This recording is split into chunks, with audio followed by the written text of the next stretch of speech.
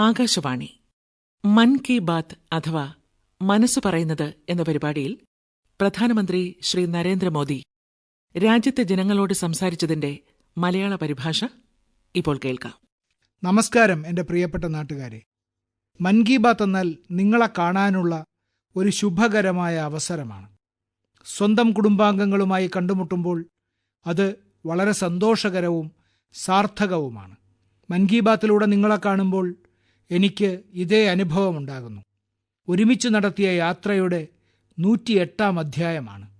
108 എന്ന സംഖ്യയുടെ പ്രാധാന്യവും അതിൻ്റെ പവിത്രതയും ഇവിടെ ആഴത്തിലുള്ള പഠന വിഷയമാണ്. ഒരു ജപമാലയിലെ 108 മുത്തുകൾ, 108 തവണ ജപിക്കുക, 108 ദിവ്യമണ്ഡലങ്ങൾ, ക്ഷേത്രങ്ങളിലെ 108 പടികൾ, 108 മണികൾ. ഈ 108 എന്ന സംഖ്യ സീമാതീതമായ വിശ്വാസവുമായി ബന്ധപ്പെട്ടിരിക്കുന്നു. അതുകൊണ്ടാണ് മൻ കി ബാത്തിൻ്റെ 108-ാം അധ്യായം എനിക്ക് കൂടുതൽ സവിശേഷമായത്. ഈ 108 അധ്യായങ്ങളിൽ പൊതുജന പങ്കാളിത്തത്തിൻ്റെ നിരവധി ഉദാഹരണങ്ങൾ നമ്മൾ കാണുകയും അവയിൽ നിന്ന് പ്രചോദനം നേടുകയും ചെയ്തിട്ടുണ്ട്.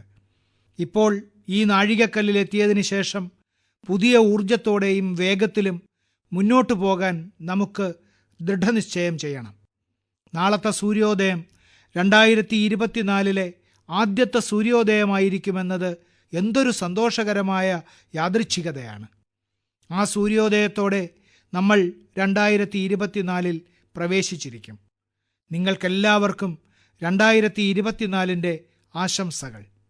സുഹൃത്തുക്കളെ, മൻ കി ബാത്ത് കേട്ട പലരും എനിക്ക് കത്തുകൾ എഴുതുകയും അവരുടെ അവിസ്മരണീയ നിമിഷങ്ങൾ പങ്കുവയ്ക്കുകയും ചെയ്തിട്ടുണ്ട്. 140 കോടി ഭാരതീയരുടെ കരുത്തിലൂടെയാണ് ഈ വർഷം നമ്മുടെ രാജ്യം നിരവധി സവിശേഷ നേട്ടങ്ങൾ കൈവരിച്ചത്. അതേ വർഷം തന്നെ വർഷങ്ങളായി കാത്തിരുന്ന നാരീശക്തി വന്ദൻ നിയമം പാസാക്കി. ഇന്ത്യ 5ാമത്തെ വലിയ സമ്പദ് വ്യവസ്ഥയായതിൽ സന്തോഷം പ്രകടിപ്പിച്ച് നിരവധി ആളുകൾ കത്തുകൾ എഴുതി. G20 ഉച്ചകോടിയുടെ വിജയത്തെക്കുറിച്ച് പലരും എന്നെ ഓർമ്മിപ്പിച്ചു. സുഹൃത്തുക്കളെ, ഇന്ന് ഇന്ത്യയുടെ എല്ലാ കോണുകളും ആത്മവിശ്വാസം നിറഞ്ഞതാണ്. വികസിത ഇന്ത്യയുടെ ആത്മാവ്, സ്വാശ്രയത്വത്തിൻ്റെ ആത്മാവ്. 2024-ലും നാം അതേ ചൈതന്യവും വേഗതയും നിലനിർത്തേണ്ടതുണ്ട്. ഓരോ ഭാരതീയനും വോക്കൽ ഫോർ ലോക്കൽ എന്ന മന്ത്രത്തിന് പ്രാധാന്യം നൽകുന്നുവെന്ന് ദീപാവലിയിലെ റെക്കോർഡ് ബിസിനസ് തെളിയിച്ചു. സുഹൃത്തുക്കളെ, ഇന്നും ചന്ദ്രയാൻ 3ൻ്റെ വിജയത്തെക്കുറിച്ച് ധാരാളം ആളുകൾ എനിക്ക് സന്ദേശങ്ങൾ അയക്കുന്നു.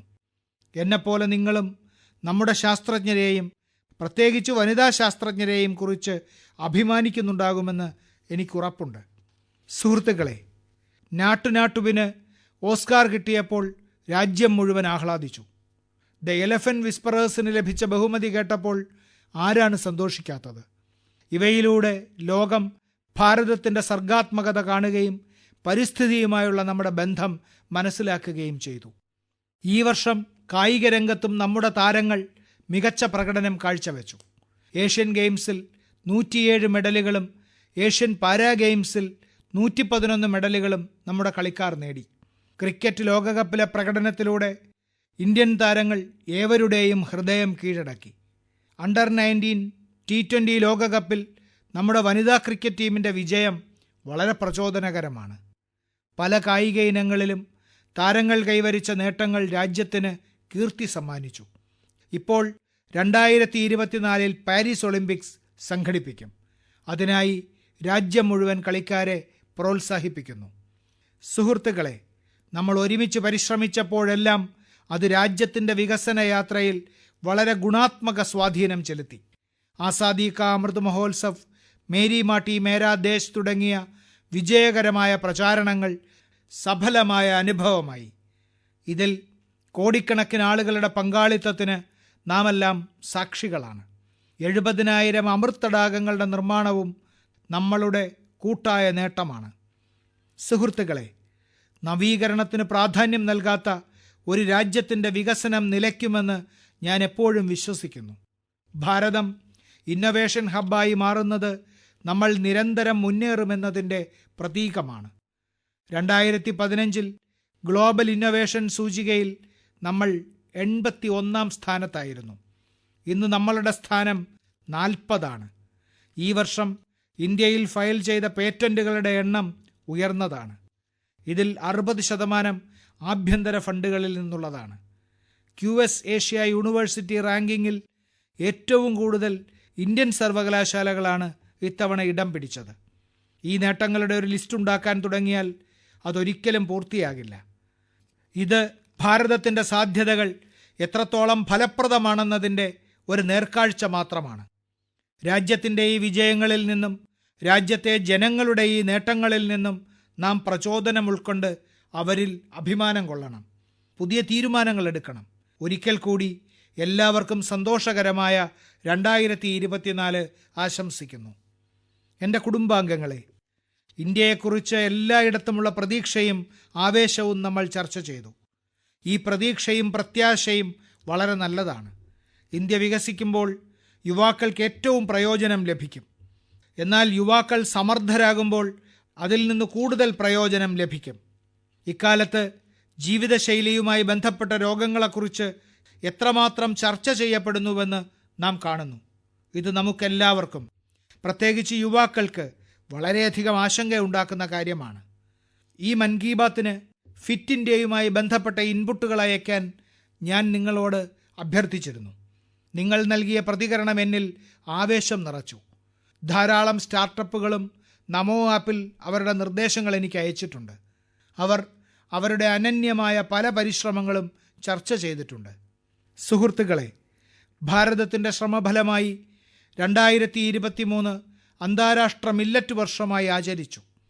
ഇത് ഈ മേഖലയിൽ പ്രവർത്തിക്കുന്ന സ്റ്റാർട്ടപ്പുകൾക്ക് ധാരാളം അവസരങ്ങൾ സമ്മാനിച്ചു. ലക്നൌവിൽ നിന്ന് ആരംഭിച്ച കിറോസ് ഫുഡ്സ്, പ്രയാഗ്രാജിൻ്റെ grandma mills, nutraceutical rich organic India തുടങ്ങിയ നിരവധി സ്റ്റാർട്ടപ്പുകൾ ഇതിൽ ഉൾപ്പെടുന്നു. Alpino health foods, arboreal, Kiros food എന്നിവയുമായി ബന്ധപ്പെട്ട യുവാക്കൾ ആരോഗ്യകരമായ ഭക്ഷണ ഓപ്ഷനുകളെക്കുറിച്ച് പുതിയ കണ്ടുപിടുത്തങ്ങൾ നടത്തുന്നു. ബംഗളൂരുവിലെ അൺബോക്സ് ഹെൽത്തുമായി ബന്ധപ്പെട്ട യുവാക്കൾ തങ്ങളുടെ പ്രിയപ്പെട്ട ഭക്ഷണം തിരഞ്ഞെടുക്കാൻ ആളുകളെ സഹായിക്കുന്നതെങ്ങനെയെന്നും പറഞ്ഞു. ശാരീരികാരോഗ്യത്തോടുള്ള താൽപ്പര്യം വർദ്ധിക്കുന്നതിനാൽ ഈ മേഖലയുമായി ബന്ധപ്പെട്ട പരിശീലകരുടെ ആവശ്യവും വർദ്ധിച്ചുകൊണ്ടിരിക്കുകയാണ്.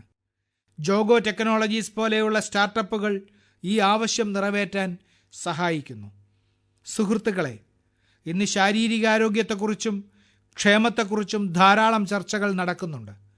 എന്നാൽ അതുമായി ബന്ധപ്പെട്ട മറ്റൊരു പ്രധാന വശം മാനസികാരോഗ്യമാണ്. മുംബൈ ആസ്ഥാനമായുള്ള ഇൻഫിഹീൽ, യുവർ ദോസ്ത് തുടങ്ങിയ സ്റ്റാർട്ടപ്പുകൾ മാനസികാരോഗ്യവും ക്ഷേമവും മെച്ചപ്പെടുത്തുന്നതിനായി പ്രവർത്തിക്കുന്നു എന്നറിയുന്നതിൽ എനിക്ക് അതിയായ സന്തോഷമുണ്ട്. ഇതുമാത്രമല്ല, ഇന്ന് ആർട്ടിഫിഷ്യൽ ഇൻ്റലിജൻസ് പോലുള്ള സാങ്കേതിക വിദ്യകളും ഇതിനായി ഉപയോഗിക്കുന്നു. സുഹൃത്തുക്കളെ, എനിക്കിവിടെ കുറച്ച് സ്റ്റാർട്ടപ്പുകളുടെ പേര് മാത്രമേ എടുക്കാൻ കഴിയൂ. കാരണം ലിസ്റ്റ് വളരെ നീണ്ടതാണ്. ഫിറ്റ് ഇന്ത്യ എന്ന സ്വപ്നം സാക്ഷാത്കരിക്കുന്നതിനുള്ള നൂതന ആരോഗ്യ സംരക്ഷണ സ്റ്റാർട്ടപ്പുകളെക്കുറിച്ച് എനിക്ക് എഴുതുന്നത് തുടരാൻ ഞാൻ നിങ്ങളോടെല്ലാവരോടും അഭ്യർത്ഥിക്കുന്നു.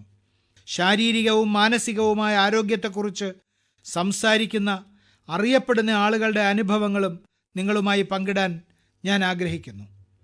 ഈ ആദ്യ സന്ദേശം ശ്രീ സദ്ഗുരു ജഗ്ഗി വാസുദേവിൽ നിന്നാണ്.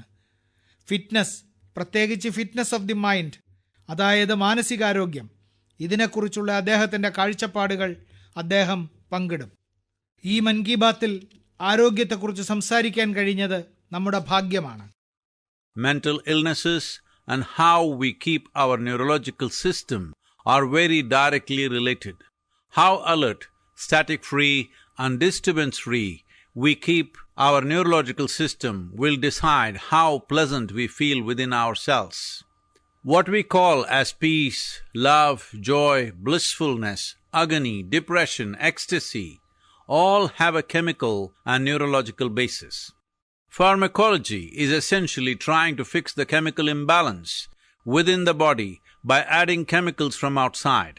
Mental illnesses are being managed this way. But we must realize that taking chemicals from outside in the form of medications is necessary when one is in extreme situation. Working for an internal mental health situation or working for an equanimous chemistry within ourselves a chemistry of peacefulness, joyfulness, blissfulness, is something that has to be brought into every individual's life, into the cultural life of a society and the nations around the world and the entire humanity. It's very important we understand our mental health, our sanity is a fragile privilege. We must protect it, we must nurture it. For this, there are many levels of practices in the yogic system. Completely internalized processes that people can do as simple practices with which they can bring certain equanimity to their chemistry and certain calmness to their neurological system. The technologies of inner well-being is what we call as the yogic sciences. Let's make it happen. പൊതുവെ ശ്രീ സദ്ഗുരു തൻ്റെ കാഴ്ചപ്പാടുകൾ വളരെ മികച്ച രീതിയിൽ അവതരിപ്പിക്കുന്നതിൽ പ്രസിദ്ധനാണ്. വരൂ, ഇപ്പോൾ നമുക്ക് പ്രശസ്ത ക്രിക്കറ്റ് താരം ശ്രീമതി ഹർമൻപ്രീത് കൗർ പറയുന്നത് കേൾക്കാം. നമസ്കാരം. മൻ കി ബാത്തിലൂടെ എന്റെ നാട്ടുകാരോട് ചിലത് പറയാൻ ഞാൻ ആഗ്രഹിക്കുന്നു. ബഹുമാനപ്പെട്ട പ്രധാനമന്ത്രി ശ്രീ നരേന്ദ്രമോദിയുടെ ഫിറ്റ് ഇന്ത്യ സംരംഭം എന്റെ ഫിറ്റ്നസ് മന്ത്രം നിങ്ങളുമായി പങ്കിടാൻ എന്നെ പ്രേരിപ്പിച്ചു. നിങ്ങൾക്കെല്ലാവർക്കും എന്റെ ആദ്യ നിർദ്ദേശം ഒരു മോശം ഭക്ഷണക്രമം പരിശീലിപ്പിക്കാൻ കഴിയില്ല എന്നതാണ്. ഇതിനർത്ഥം നിങ്ങൾ എപ്പോൾ കഴിക്കുന്നു, എന്തു കഴിക്കുന്നു എന്നതിനെക്കുറിച്ച് നിങ്ങൾ വളരെ ശ്രദ്ധാലുവായിരിക്കണം. അടുത്തിടെ ബഹുമാനപ്പെട്ട പ്രധാനമന്ത്രി മോദിജി എല്ലാവരെയും തിന കഴിക്കാൻ പ്രോത്സാഹിപ്പിച്ചിരുന്നു. ഇത് പ്രതിരോധശേഷി വർദ്ധിപ്പിക്കുകയും സുസ്ഥിരമായ കൃഷിയെ സഹായിക്കുകയും ദഹനം എളുപ്പമാക്കുകയും ചെയ്യും. പതിവ് വ്യായാമവും 7 മണിക്കൂർ പൂർണ്ണ ഉറക്കവും ശരീരത്തിന് വളരെ പ്രധാനമാണ്. ഇത് ഫിറ്റ്നസ് നിലനിർത്താൻ സഹായിക്കുന്നു. ഇതിന് വളരെയധികം അച്ചടക്കവും സ്ഥിരതയും ആവശ്യമാണ്. ഫലം ലഭിക്കാൻ തുടങ്ങുമ്പോൾ നിങ്ങൾ ദിവസവും സ്വയം വ്യായാമം ചെയ്യാൻ തുടങ്ങും. നിങ്ങളോടെല്ലാവരോടും സംസാരിക്കുവാനും എന്റെ ഫിറ്റ്നസ് മന്ത്രം പങ്കിടാനും എനിക്ക് അവസരം നൽകിയ ബഹുമാനപ്പെട്ട പ്രധാനമന്ത്രിക്ക് നന്ദി. ശ്രീമതി ഹർമൻപ്രീതിനെ പോലുള്ള ഒരു പ്രതിഭാധനയായ കളിക്കാരിയുടെ വാക്കുകൾ തീർച്ചയായും നിങ്ങളെയെല്ലാം പ്രചോദിപ്പിക്കും. വരൂ, ഗ്രാൻഡ് മാസ്റ്റർ ശ്രീ വിശ്വനാഥൻ ആനന്ദ് പറയുന്നത് കേൾക്കൂ. നമ്മുടെ ചെസ് ഗെയിമിന് മാനസിക ക്ഷമത എത്ര പ്രധാനമാണെന്ന് നമുക്കെല്ലാവർക്കും അറിയാം. Namaste. I'm Vishwanathan Anand. You have seen me play chess, and very often I'm asked, what is your fitness routine? Now, chess requires a lot of focus and patience. So I do the following, which keeps me fit and agile. I do yoga 2 times a week. I do cardio 2 times a week. And 2 times a week, I focus on flexibility, stretching, weight training, and I tend to take 1 day off per week. All of these are very important for chess.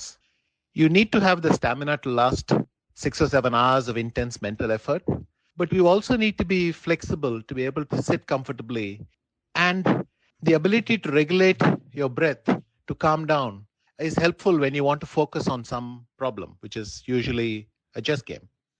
My fitness tip to all Man Ki Baat listeners would be to keep calm and focus on the task at hand. The best fitness tip, for me, absolutely the most important fitness tip, is to get a good night's sleep. Do not start sleeping for 4 and 5 hours a night. I think 7 or 8 is an absolute minimum. So we should try as hard as possible to get a good night's sleep, because that is when the next day you're able to get through the day in calm fashion. You don't make impulsive decisions. You're in control of your emotions. For me, sleep is the most important fitness tip. വരൂ, ഇനി നമുക്ക് ശ്രീ അക്ഷയ് കുമാർ പറയുന്നത് കേൾക്കാം. നമസ്കാരം, ഞാൻ അക്ഷയ് കുമാർ. ബഹുമാനപ്പെട്ട നമ്മുടെ പ്രധാനമന്ത്രിയോട് ഞാൻ ആദ്യം നന്ദി പറയുന്നു. അദ്ദേഹത്തിൻ്റെ മൻ കി ബാത്തിൽ എൻ്റെ മൻ കി ബാത്ത് നിങ്ങളോട് പറയാൻ എനിക്കൊരു ചെറിയ അവസരം കൂടി ലഭിച്ചു. എനിക്ക് ഫിറ്റ്നസ്സിനോട് താൽപ്പര്യമുള്ളതുപോലെ സ്വാഭാവികമായ രീതിയിൽ ഫിറ്റ്നസ് നിലനിർത്തുന്നതിലും താൽപ്പര്യമുണ്ടെന്ന് നിങ്ങൾക്കറിയാം. ഫാൻസി ജിമ്മിനേക്കാൾ എനിക്കിഷ്ടം പുറത്ത് നീന്തുക, ബാഡ്മിൻ്റൺ കളിക്കുക, പടികൾ കയറുക, മുഷ്ടി ചുരുട്ടി വ്യായാമം ചെയ്യുക, നല്ല ആരോഗ്യകരമായ ഭക്ഷണം കഴിക്കുക. ശുദ്ധമായ നെയ്യ് ശരിയായ അളവിൽ കഴിച്ചാൽ നമുക്ക് ഗുണം ചെയ്യുമെന്ന് ഞാൻ വിശ്വസിക്കുന്നു. പക്ഷേ തടി കൂടുമോ എന്ന ഭയത്താൽ പല ആൺകുട്ടികളും പെൺകുട്ടികളും നെയ്യ് കഴിക്കാറില്ല. നമ്മുടെ ഫിറ്റ്നസ്സിന് നല്ലതും ചീത്തയും എന്താണെന്ന് മനസ്സിലാക്കേണ്ടത് വളരെ പ്രധാനമാണ്. സിനിമാ താരങ്ങളുടെ ശരീരത്തിലേക്ക് നോക്കാതെ ഡോക്ടർമാരുടെ ഉപദേശപ്രകാരമാണ് ജീവിതശൈലി മാറ്റേണ്ടത്. താരങ്ങൾ പലപ്പോഴും സ്ക്രീനിൽ കാണുന്നത് പോലെയല്ല. പലതരം ഫിൽറ്ററുകളും സ്പെഷ്യൽ ഇഫക്റ്റുകളും ഉപയോഗിക്കുന്നു. അവ കണ്ടതിന് ശേഷം നമ്മുടെ ശരീരം മാറ്റാൻ നമ്മൾ തെറ്റായ കുറുക്കുവഴികൾ ഉപയോഗിക്കാൻ തുടങ്ങുന്നു. ഇക്കാലത്ത് പലരും സ്റ്റിറോയിഡുകൾ കഴിച്ച് ഈ 6 പാക്കിലേക്കോ 8 പാക്കിലേക്കോ പോകുന്നു. സുഹൃത്തെ, അത്തരം കുറുക്കുവഴികളിലൂടെ ശരീരം പുറത്തുനിന്ന് വീർക്കുന്നുണ്ടെങ്കിലും ഉള്ളിൽ നിന്ന് പൊള്ളയായി തുടരുന്നു. കുറുക്കുവഴി നിങ്ങളുടെ ജീവിതത്തെ ചെറുതാക്കുമെന്ന് നിങ്ങൾ ഓർക്കണം. നിങ്ങൾക്ക് കുറുക്കുവഴിയല്ല വേണ്ടത്, ദീർഘകാല ഫിറ്റ്നസ്സാണ് വേണ്ടത്. സുഹൃത്തുക്കളെ, ഫിറ്റ്നസ് ഒരുതരം തപസ്സാണ്. ഇൻസ്റ്റന്റ് കോഫിയോ 2 മിനിറ്റ്സ് നൂഡിൽസോ അല്ല. ഈ പുതുവർഷത്തിൽ തീരുമാനമെടുക്കൂ. രാസവസ്തുക്കളില്ല, കുറുക്കുവഴിയിലുള്ള വ്യായാമമില്ല, യോഗ, നല്ല ഭക്ഷണം, കൃത്യസമയത്തുറക്കം, കുറച്ച് ധ്യാനം. ഏറ്റവും പ്രധാനം, നിങ്ങൾ നിങ്ങളായിരിക്കുക. ഇന്നു മുതൽ ഫിൽറ്റർ ജീവിതം നയിക്കരുത്, ഫിറ്റർ ജീവിതം നയിക്കുക. ശ്രദ്ധ പുലർത്തുക. ജയ് മഹാകാൽ. ഈ മേഖലയിൽ മറ്റു നിരവധി സ്റ്റാർട്ടപ്പുകളുണ്ട്. അതിനാൽ ഈ മേഖലയിൽ മികച്ച പ്രവർത്തനം നടത്തുന്ന ഒരു US സ്റ്റാർട്ടപ്പ് സ്ഥാപകനുമായി ഇത് ചർച്ച ചെയ്യാൻ ഞാൻ ചിന്തിച്ചു. നമസ്കാരം, എൻ്റെ പേര് ഋഷഭ് മൽഹോത്ര. ഞാൻ ബാംഗ്ലൂരിൽ നിന്നാണ്. മൻ കി ബാത്തിൽ ഫിറ്റ്നസ് ചർച്ച ചെയ്യപ്പെടുന്നു എന്നറിഞ്ഞതിൽ അതിയായ സന്തോഷമുണ്ട്. ഞാൻ തന്നെ ഫിറ്റ്നസിൻ്റെ ലോകത്താണ്. ഞങ്ങൾക്ക് ബംഗളൂരുവിൽ സ്റ്റേ സ്ട്രോങ് എന്ന പേരിൽ ഒരു സ്റ്റാർട്ടപ്പ് ഉണ്ട്. ഭാരതത്തിൻ്റെ പരമ്പരാഗത വ്യായാമത്തെ മുന്നോട്ട് കൊണ്ടുവരുന്നതിനാണ് ഞങ്ങളുടെ സ്റ്റാർട്ടപ്പ് സൃഷ്ടിച്ചിരിക്കുന്നത്. ഭാരതത്തിൻ്റെ പരമ്പരാഗത വ്യായാമമായ ഗദാ വ്യായാമം വളരെ അത്ഭുതകരമായ ഒരു വ്യായാമമാണ്. ഞങ്ങളുടെ ശ്രദ്ധ മുഴുവൻ ഗദയിലും മുഗ്ദർ വ്യായാമത്തിലും മാത്രമാണ്. ഗദ ഉപയോഗിച്ച് എങ്ങനെയാണ് എല്ലാ പരിശീലനവും ചെയ്യുന്നതെന്നറിയുമ്പോൾ ആളുകൾ ആശ്ചര്യപ്പെടുന്നു. ആയിരക്കണക്കിന് വർഷങ്ങളുടെ പഴക്കമുണ്ടെന്നും ആയിരക്കണക്കിന് വർഷങ്ങളായി ഇത് ഭാരതത്തിൽ പരിശീലിക്കുന്നുണ്ടെന്നും ഞാൻ നിങ്ങളോട് പറയാൻ ആഗ്രഹിക്കുന്നു. ചെറുതും വലുതുമായ വേദികളിൽ നിങ്ങൾ ഇത് കണ്ടിരിക്കണം. ഞങ്ങളുടെ സ്റ്റാർട്ടപ്പിലൂടെ ഞങ്ങൾ അത് ആധുനിക രൂപത്തിൽ തിരികെ കൊണ്ടുവന്നു. രാജ്യത്തുടനീളം ഞങ്ങൾക്ക് വളരെയധികം സ്നേഹവും മികച്ച പ്രതികരണവും ലഭിച്ചു.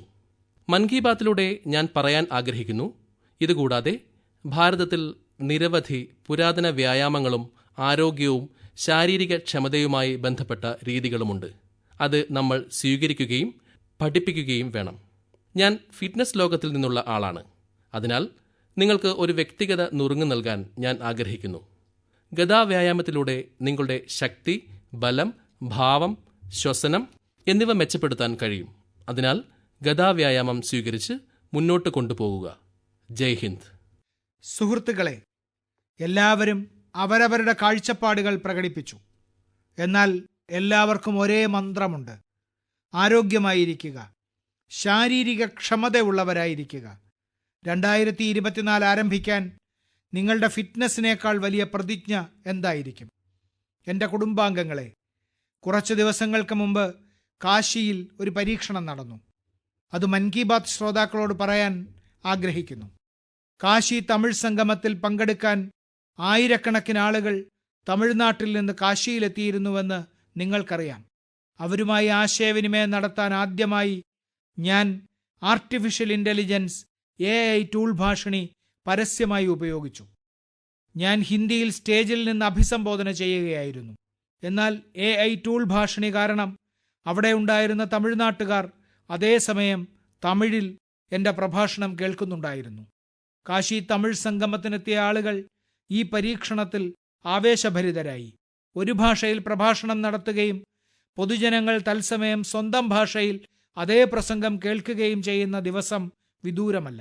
സിനിമാ ഹാളിൽ AI സഹായത്തോടെ തത്സമയ വിവർത്തനം പൊതുജനങ്ങൾ കേൾക്കുമ്പോൾ സിനിമകളുടെ കാര്യത്തിലും ഇതുതന്നെ സംഭവിക്കും.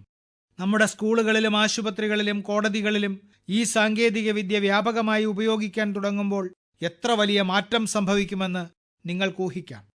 തത്സമയ വിവർത്തനവുമായി ബന്ധപ്പെട്ട AI ഉപകരണങ്ങൾ കൂടുതൽ പര്യവേഷണം ചെയ്യാനും അവയെ 100% പണിക്കുറവ് തീർന്നതാക്കാനും ശ്രമിക്കണമെന്ന് ഇന്നത്തെ യുവതലമുറയോട് ഞാൻ അഭ്യർത്ഥിക്കുന്നു. സുഹൃത്തുക്കളെ, മാറുന്ന കാലത്ത് നമ്മുടെ ഭാഷകളെ സംരക്ഷിക്കുകയും അവയെ പ്രോത്സാഹിപ്പിക്കുകയും വേണം. ഝാർഖണ്ഡിലെ ഒരു ആദിവാസി ഗ്രാമത്തെക്കുറിച്ചാണ് ഞാൻ നിങ്ങളോട് പറയാൻ ആഗ്രഹിക്കുന്നത്. ഈ ഗ്രാമം അതിൻ്റെ കുട്ടികൾക്ക് അവരുടെ മാതൃഭാഷയിൽ വിദ്യാഭ്യാസം നൽകുന്നതിന് ഒരു അതുല്യമായ സംരംഭം സ്വീകരിച്ചു. ഗഡ്വ ജില്ലയിലെ മംഗലോ ഗ്രാമത്തിൽ കുഡുക് ഭാഷയിലാണ് കുട്ടികൾക്ക് വിദ്യാഭ്യാസം നൽകുന്നത്. ഈ സ്കൂളിൻ്റെ പേര് കാർത്തിക് ഉംരാവ് ആദിവാസി കുഡുക് സ്കൂൾ എന്നാണ്. 300 ആദിവാസി കുട്ടികൾ ഈ സ്കൂളിൽ പഠിക്കുന്നു. കുഡുക് ഭാഷയാണ് ഉംരാവ് ഗോത്രവർഗക്കാരുടെ മാതൃഭാഷ. കുഡുക് ഭാഷയ്ക്കും അതിൻ്റേതായ ലിപിയുണ്ട്. അത് തോലാങ് സിക്കി എന്നറിയപ്പെടുന്നു. ഈ ഭാഷയ്ക്ക് ക്രമേണ വംശനാശം സംഭവിച്ചുകൊണ്ടിരുന്നു. അത് സംരക്ഷിക്കാൻ ഈ സമൂഹം സ്വന്തം ഭാഷയിൽ കുട്ടികളെ പഠിപ്പിക്കാൻ തീരുമാനിച്ചു. ഈ സ്കൂൾ ആരംഭിച്ച അരവിന്ദ് ഉംരാവ് പറയുന്നു, ആദിവാസി കുട്ടികൾക്ക് ഇംഗ്ലീഷ് ഭാഷയിൽ ബുദ്ധിമുട്ട് അനുഭവപ്പെട്ടിരുന്നതിനാൽ ഗ്രാമത്തിലെ കുട്ടികളെ അവരുടെ മാതൃഭാഷയിൽ പഠിപ്പിക്കാൻ തുടങ്ങി. അദ്ദേഹത്തിൻ്റെ ശ്രമങ്ങൾ മെച്ചപ്പെട്ട ഫലം നൽകി തുടങ്ങിയപ്പോൾ ഗ്രാമവാസികളും അദ്ദേഹത്തോടൊപ്പം ചേർന്നു. സ്വന്തം ഭാഷയിലുള്ള പഠനം മൂലം കുട്ടികളുടെ പഠന വേഗവും വർദ്ധിച്ചു. നമ്മുടെ നാട്ടിൽ ഭാഷാ പ്രശ്നങ്ങൾ കാരണം പല കുട്ടികളും പഠനം പാതി വഴിയിൽ ഉപേക്ഷിച്ചിരുന്നു. പുതിയ ദേശീയ വിദ്യാഭ്യാസ നയവും ഇത്തരം പ്രശ്നങ്ങൾ ഇല്ലാതാക്കാൻ സഹായിക്കുന്നു. ഒരു കുട്ടിയുടെയും വിദ്യാഭ്യാസത്തിനും പുരോഗതിക്കും ഭാഷ ഒരു തടസ്സമാകരുത് എന്നതിനാണ് ഞങ്ങളുടെ ശ്രമം. സുഹൃത്തുക്കളെ, ഓരോ കാലഘട്ടത്തിലും നമ്മുടെ ഭാരതഭൂമിയെ അഭിമാനത്താൽ നിറച്ചത് രാജ്യത്തിൻ്റെ അനന്യരായ പുത്രിമാരാണ്. സാവിത്രിഭായ് ഭൂലെയും റാണി വേലു നാച്ചിയാരും രാജ്യത്തിൻ്റെ അത്തരത്തിലുള്ള 2 വ്യക്തിത്വങ്ങളാണ്. അവരുടെ വ്യക്തിത്വം ഒരു വിളക്കുമാടം പോലെയാണ്. അതെല്ലാ കാലഘട്ടത്തിലും സ്ത്രീശക്തിയെ മുന്നോട്ട് കൊണ്ടുപോകാനുള്ള വഴി കാണിക്കും. ഇന്നു മുതൽ ഏതാനും ദിവസങ്ങൾ ജനുവരി 3-ന് നാം എല്ലാവരും ഇരുവരുടെയും ജന്മദിനം ആഘോഷിക്കും. സാവിത്രിഭായ് ഭൂലെ എന്ന പേര് നമ്മുടെ ശ്രദ്ധയിൽപ്പെടുമ്പോൾ തന്നെ നമ്മുടെ മുന്നിലെത്തുന്നത് വിദ്യാഭ്യാസ സാമൂഹിക പരിഷ്കരണ രംഗങ്ങളിലെ അവരുടെ സംഭാവനയാണ്. സ്ത്രീകളുടെയും അധസ്ഥിതരുടെയും വിദ്യാഭ്യാസത്തിനു വേണ്ടി അവർ എപ്പോഴും ശക്തമായി ശബ്ദമുയർത്തിയിരുന്നു. അവർ തൻ്റെ കാലത്തേക്കാൾ വളരെ മുന്നിലായിരുന്നു. തെറ്റായ ആചാരങ്ങളെ എതിർക്കുന്നതിൽ അവർ എപ്പോഴും ശബ്ദമുയർത്തി. വിദ്യാഭ്യാസത്തിലൂടെ സമൂഹത്തിൻ്റെ ശാക്തീകരണത്തിൽ അവർക്ക് ദൃഢമായ വിശ്വാസമുണ്ടായിരുന്നു. മഹാത്മാ ഭൂലെയോടൊപ്പം പെൺകുട്ടികൾക്കായി നിരവധി സ്കൂളുകൾ തുടങ്ങി. അദ്ദേഹത്തിൻ്റെ കവിതകൾ ജനങ്ങളിൽ അവബോധം വർദ്ധിപ്പിക്കുകയും ആത്മവിശ്വാസം നിറയ്ക്കുകയും ചെയ്തു. ആവശ്യങ്ങളിൽ പരസ്പരം സഹായിക്കാനും പ്രകൃതിയുമായി ഇണങ്ങി ജീവിക്കാനും അദ്ദേഹം എപ്പോഴും ആളുകളെ പ്രേരിപ്പിച്ചു. അവർ എത്ര ദയയുള്ളവരായിരുന്നുവെന്ന് വാക്കുകളിൽ സംഗ്രഹിക്കാൻ കഴിയില്ല. മഹാരാഷ്ട്രയിൽ പട്ടിണിയുണ്ടായപ്പോൾ സാവിത്രിഭായിയും മഹാത്മാ ഭൂലെയും തങ്ങളുടെ വീടിൻ്റെ വാതിലുകൾ പാവപ്പെട്ടവരെ സഹായിക്കാൻ തുറന്നുകൊടുത്തു. സാമൂഹിക നീതിയുടെ അത്തരമൊരു ഉദാഹരണം വളരെ അപൂർവമായി മാത്രമേ കാണാനാകൂ. അവിടെ പ്ലേഗ് ഭീതി വ്യാപിച്ചപ്പോൾ അദ്ദേഹം ജനസേവനത്തിൽ മുഴുകി. ഈ സമയത്ത് അവർ ഈ രോഗത്തിനിരയായി.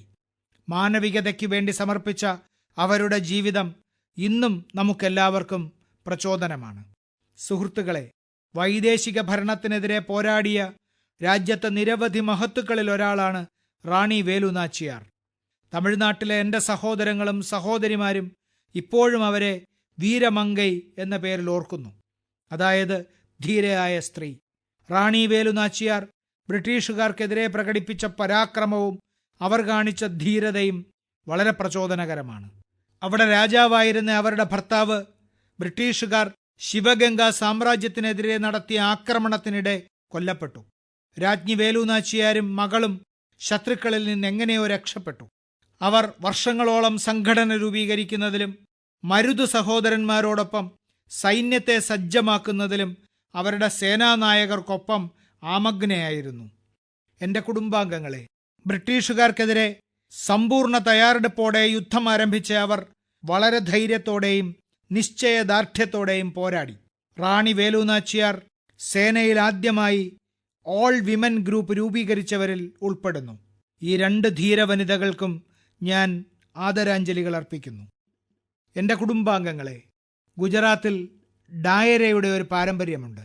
രാത്രി മുഴുവനും ആയിരക്കണക്കിന് ആളുകൾ ഡായരയിൽ ചേരുകയും വിനോദത്തോടൊപ്പം അറിവ് നേടുകയും ചെയ്യുന്നു. ഈ ഡയറിയിൽ നാടൻ സംഗീതം, നാടൻ സാഹിത്യം, നർമ്മം എന്നീ ത്രിമൂർത്തികൾ ഏവരുടെയും മനസ്സിൽ ആനന്ദം നിറയ്ക്കുന്നു. ശ്രീ ജഗദീഷ് ത്രിവേദി ഈ ഡയറയിലെ പ്രശസ്തനായ കലാകാരനാണ്. ഹാസ്യ നടനെന്ന നിലയിൽ ശ്രീ ജഗദീഷ് ത്രിവേദി 30 വർഷത്തിലേറെയായി തൻ്റെ സ്വാധീനം നിലനിർത്തി. അടുത്തിടെ ശ്രീ ജഗദീഷ് ത്രിവേദിയിൽ നിന്ന് എനിക്കൊരു കത്ത് ലഭിച്ചു. അതോടൊപ്പം അദ്ദേഹത്തിൻ്റെ ഒരു പുസ്തകവും അയച്ചിട്ടുണ്ട്. പുസ്തകത്തിൻ്റെ പേര് social audit of social service. ഈ പുസ്തകം വളരെ അദ്വിതീയമാണ്. അതിലൊരു കണക്ക് പുസ്തകമുണ്ട്. ഈ പുസ്തകം ഒരുതരം ബാലൻസ് ഷീറ്റാണ്. ശ്രീ ജഗദീഷ് ത്രിവേദിക്ക് കഴിഞ്ഞ 6 വർഷത്തിനുള്ളിൽ ഏതൊക്കെ പ്രോഗ്രാമുകളിൽ നിന്ന് എത്ര വരുമാനം ലഭിച്ചു, അതെവിടെ ചെലവഴിച്ചു എന്നതിൻ്റെ പൂർണ്ണമായ വിവരണം പുസ്തകത്തിൽ നൽകിയിരിക്കുന്നു. സ്കൂൾ, ആശുപത്രി, ലൈബ്രറി, ദിവ്യാംഗരുമായി ബന്ധപ്പെട്ട സ്ഥാപനങ്ങൾ, സാമൂഹ്യ സേവനത്തിനായി അദ്ദേഹം തൻ്റെ വരുമാനമാകെ ഓരോ രൂപയും സമൂഹത്തിനായി ചെലവഴിച്ചതിനാൽ ഈ ബാലൻസ് ഷീറ്റ് അദ്വിതീയമാണ്. പുസ്തകത്തിൽ ഒരിടത്ത് എഴുതിയിരിക്കുന്നത് പോലെ 2022 തൻ്റെ പ്രോഗ്രാമുകളിൽ നിന്ന് അദ്ദേഹം നേടിയത് 2,35,79,674 രൂപയാണ്. സ്കൂൾ, ഹോസ്പിറ്റൽ, ലൈബ്രറി എന്നിവയ്ക്കായി അദ്ദേഹം 2,35,79,674 രൂപ ചെലവഴിച്ചു. 1 രൂപ പോലും കയ്യിൽ അവശേഷിപ്പിച്ചില്ല. യഥാർത്ഥത്തിൽ ഇതിനു പിന്നിലും രസകരമായ ഒരു സംഭവമുണ്ട്. ഒരിക്കൽ ശ്രീ ജഗദീഷ് പറഞ്ഞത് 2017 തനിക്ക് 50 വയസ്സ് തികയുമ്പോൾ തൻ്റെ പരിപാടികളിൽ നിന്നുള്ള വരുമാനം വീട്ടിലേക്ക് കൊണ്ടുപോകാതെ സമൂഹത്തിനു വേണ്ടി ചെലവഴിക്കുമെന്നാണ്. 2017 മുതൽ വിവിധ സാമൂഹിക പ്രവർത്തനങ്ങൾക്കായി ഏകദേശം 9.25 കോടി രൂപ ചെലവഴിച്ചു. ഒരു ഹാസ്യനടൻ തൻ്റെ വാക്കുകൾ കൊണ്ട് എല്ലാവരെയും ചിരിക്കാൻ പ്രേരിപ്പിക്കുന്നു. എന്നാൽ എത്രമാത്രം സംവേദനക്ഷമതയിലാണ് അദ്ദേഹം ജീവിക്കുന്നതെന്ന് ശ്രീ ജഗദീഷ് ത്രിവേദിയുടെ ജീവിതത്തിൽ നിന്ന് മനസ്സിലാക്കാം. അദ്ദേഹത്തിന് 3 PhD ബിരുദങ്ങളും ഉണ്ടെന്നറിയുമ്പോൾ നിങ്ങൾ അത്ഭുതപ്പെടും. 75 പുസ്തകങ്ങൾ അദ്ദേഹം എഴുതിയിട്ടുണ്ട്. അവയിൽ പലതും അവാർഡുകൾ നേടിയിട്ടുണ്ട്. സാമൂഹിക പ്രവർത്തനത്തിനുള്ള നിരവധി പുരസ്കാരങ്ങളും അദ്ദേഹത്തെ തേടിയെത്തിയിട്ടുണ്ട്. ശ്രീ ജഗദീഷ് ത്രിവേദിയുടെ സാമൂഹിക പ്രവർത്തനത്തിന് എല്ലാ ആശംസകളും നേരുന്നു.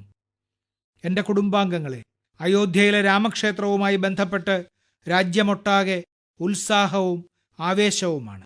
ആളുകൾ അവരുടെ വികാരങ്ങൾ വ്യത്യസ്ത രീതികളിൽ പ്രകടിപ്പിക്കുന്നു. കഴിഞ്ഞ ദിവസങ്ങളിൽ ശ്രീരാമനെയും അയോധ്യയെയും കുറിച്ച് നിരവധി പുതിയ ഗാനങ്ങളും പുതിയ ഭജനുകളും രചിക്കപ്പെട്ടത് നിങ്ങൾ കണ്ടിരിക്കണം. പലരും പുതിയ കവിതകളും എഴുതുന്നുണ്ട്. ഇതിൽ പരിചയസമ്പന്നരായ നിരവധി കലാകാരന്മാരുമുണ്ട്. പുതുതായി ഉയർന്നു വരുന്ന യുവകലാകാരന്മാരും മനസ്സിനെ ത്രസിപ്പിക്കുന്ന ഭജനുകൾ ചിട്ടപ്പെടുത്തിയിട്ടുണ്ട്. എൻ്റെ സോഷ്യൽ മീഡിയയിൽ ചില പാട്ടുകളും ഭജനുകളും ഞാൻ പങ്കുവച്ചിട്ടുണ്ട്. ഈ ചരിത്ര മുഹൂർത്തത്തിൽ കലാലോകം അതിൻ്റേതായ തനത് ശൈലിയിൽ പങ്കാളികളാവുകയാണെന്ന് തോന്നുന്നു. ഒരു കാര്യം എൻ്റെ മനസ്സിലേക്ക് വരുന്നു. അത്തരം എല്ലാ സൃഷ്ടികളും ഒരു പൊതു ഹാഷ്ടാഗ് ഉപയോഗിച്ച് നമ്മൾ എല്ലാവരും പങ്കിടണം. ശ്രീറാം ഭജൻ എന്ന ഹാഷ്ടാഗ് ഉപയോഗിച്ച് നിങ്ങളുടെ സൃഷ്ടികൾ സോഷ്യൽ മീഡിയയിൽ പങ്കിടാൻ ഞാൻ നിങ്ങളോട് അഭ്യർത്ഥിക്കുന്നു. വികാരങ്ങളുടെയും ഭക്തിയുടെയും ഈ ശേഖരം അത്തരമൊരു പ്രവാഹമായി മാറും. അതിൽ എല്ലാം രാമമയമാകും. എൻ്റെ പ്രിയപ്പെട്ട നാട്ടുകാരെ, ഇന്ന് മൻ കി ബാത്തിൽ ഇത്രമാത്രം. 2024 ഏതാനും മണിക്കൂറുകൾ മാത്രം. ഭാരതത്തിൻ്റെ നേട്ടങ്ങൾ ഓരോ ഭാരതീയൻ്റെയും നേട്ടങ്ങളാണ്. പഞ്ചപ്രാണങ്ങളെ ധ്യാനിച്ചുകൊണ്ട് ഭാരതത്തിൻ്റെ വികസനത്തിനായി നാം തുടർച്ചയായി പ്രവർത്തിക്കണം. നമ്മൾ എന്ത് ജോലി ചെയ്താലും എന്തു തീരുമാനമെടുത്താലും അതിൽ നിന്ന് രാജ്യത്തിന് എന്ത് ലഭിക്കും, അത് രാജ്യത്തിന് എന്ത് നേട്ടമുണ്ടാക്കും എന്നതായിരിക്കണം നമ്മുടെ പ്രഥമ മാനദണ്ഡം. രാജ്യമാദ്യം. ഇതിലും വലിയ മന്ത്രമില്ല. ഈ മന്ത്രം പിൻപറ്റി നമ്മൾ ഭാരതീയർ നമ്മുടെ രാജ്യത്തെ വികസിതവും സ്വാശ്രയവുമാക്കും. 2024 നിങ്ങളെല്ലാവരും വിജയത്തിൻ്റെ പുതിയ ഉയരങ്ങളിലെത്തട്ടെ. നിങ്ങളെല്ലാവരും ആരോഗ്യവാന്മാരായിരിക്കട്ടെ, ശാരീരിക ക്ഷമതയുള്ളവരായിരിക്കട്ടെ, സന്തോഷത്തോടെ ഇരിക്കട്ടെ. ഇതാണ് എൻ്റെ പ്രാർത്ഥന. 2024 രാജ്യത്തെ ജനങ്ങളുടെ പുതിയ നേട്ടങ്ങളെക്കുറിച്ച് ഒരിക്കൽ കൂടി നമ്മൾ ചർച്ച ചെയ്യും. വളരെ നന്ദി. മൻ കി ബാത്ത് അഥവാ മനസ്സ് പറയുന്നത് എന്ന പരിപാടിയിൽ പ്രധാനമന്ത്രി ശ്രീ നരേന്ദ്രമോദി രാജ്യത്തെ ജനങ്ങളോട് സംസാരിച്ചതിന്റെ മലയാള പരിഭാഷയാണ് ഇതുവരെ കേട്ടത്.